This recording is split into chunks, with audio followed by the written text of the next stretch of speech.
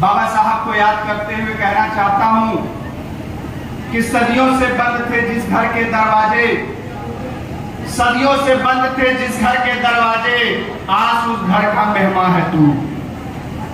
मुर्दा था तू इस जग जहां में, आज तुझ में एक नई जान है। दरकिनार थी सदियों से तेरी बस्ती, आज उन्हीं की गलियों में तेरा मकान है। कभी तेरे हाथों से दूर थी कलम, आज तेरे हाथों में मुल्क की कमान है। जो उठे थे हाथ कभी तेरी हस्ती मिटाने को, आज वही हाथ करते तुझे सलाम है। क्या तुम्हें याद है ऐसे बोधिसत्व, भारत रत्न, संविधान निर्माता बाबा साहब भीमराव अम्बेडकर, जिनसे मेरी और आपकी पहचान है। साथियों, मैं बहुत कम शब्दों में मैं कहना चाहता हूं कि उनको आपके पिछड़े दलित होने पे कोई दिक्कत नहीं है। दिक्कत जानते हैं क्या है? दिक्कत यह है कि आप बुद्धवादी और अम्बेडकरवादी ना हो, क्योंकि आप ये हो जाएंगे तो आप सवाल खड़ा करेंगे। पहले जानो फिर मानो, लेकिन आज देश में चल रहा है मानो जानना नहीं। मैं ये नहीं चाहता कि मेरे ऊपर 33 करोड़ देवी देवताओं का आशीर्वाद हो, मैं नहीं चाहता।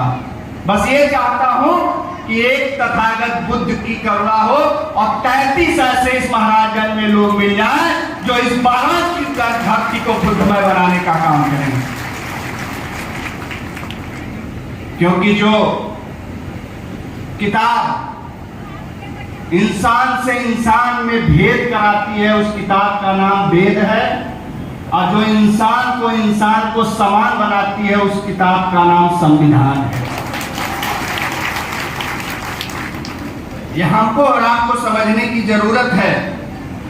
साथियों, अगर मनवादियों की बोली से और सामंतवादियों की गोली से बचना है तो तथागत गौतम बुद्ध के बहुजन की टोली बना के लड़ोगे, जीत निश्चित होगी।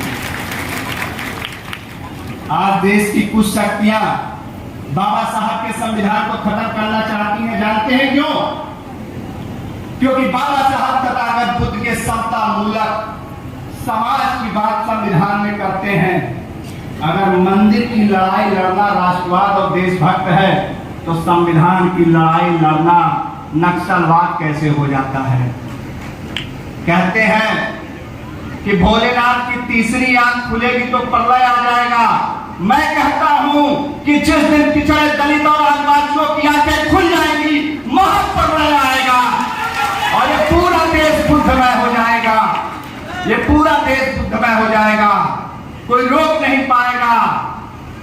वो हमको बताते हैं कि तथागत बुद्ध ने समता मूलक समाज की बात की थी, बाबा साहब ने आरक्षण की बात की, कहा आरक्षण से भेदभाव है। अरे भैया, भेदभाव था तभी तो आरक्षण आया, वरना एकलव्य के सामने अर्जुन की क्या औकात थी? कोई थी औकात? आरक्षण में भेदभाव था तब आरक्षण आया। आज जब हम लोग बुद्ध जी की बात करते हैं, बाबा साहब की बात करते हैं, तो हमें जातिवादी कहा जाता है। मैं उनसे कहना चाहता हूं कि जिनकी पुश्तें सदियों से हकमार थी, वो राष्ट्रवादी हो गए और हमने हक को हक कह दिया तो जातिवादी हो गए। इसको हमको और आपको समझने की जरूरत है, क्योंकि ये लड़ाई शासन की राशन की नहीं, शासन की है। अनाज के साथ साथ हमें समाज की बात करनी है। तथागत बुद्ध के आदेशों और निर्देशों पे चलने की जरूरत है साथियों। और आप लोग जो बातें कह रहे हैं, हमें दिक्कत यह है कि हमारा बहुजन समाज की बेवकूफी यह है कि जिन शास्त्रों में उन्हें पवित्र, जिन शास्त्रों को हमारा बहुजन पवित्र मानता है, वही शास्त्र हमारे बहुजन को अपवित्र मानता है। अभी आपने देखा, हमारे ही समाज के लोग, सुनने वाले लोग थे। अभी एक गुरु था राम भद्राचार्य, जो हमारे बहुजन समाज के नायक मानवर काशीराम साहब और माननीय मुलायम सिंह यादव के लिए टिप्पणी किया कि मरे मुलायम काशीराम, प्रेम से बोलो जय श्री राम। ये हमारे बहुजन नायक की बेइज्जती है। हमने उस पाखंडी भद्राचार्य का विरोध किया तो एक संघी आदमी मेरे कमेंट में फेसबुक पे आया कि डॉक्टर साहब आखिर उन्होंने गलत क्या कहा। हमने कहा कुछ नहीं गलत कहा। तो मैंने भी उसको एक लाइन लिख के भेज दिया कि मरे कब का मर गया अटल बिहारी, अब प्रेम से बोलो बाके बिहारी। हमने कहा भैया इसमें भी तो कुछ गलत नहीं होगा ना। उसके बाद उसका जवाब नहीं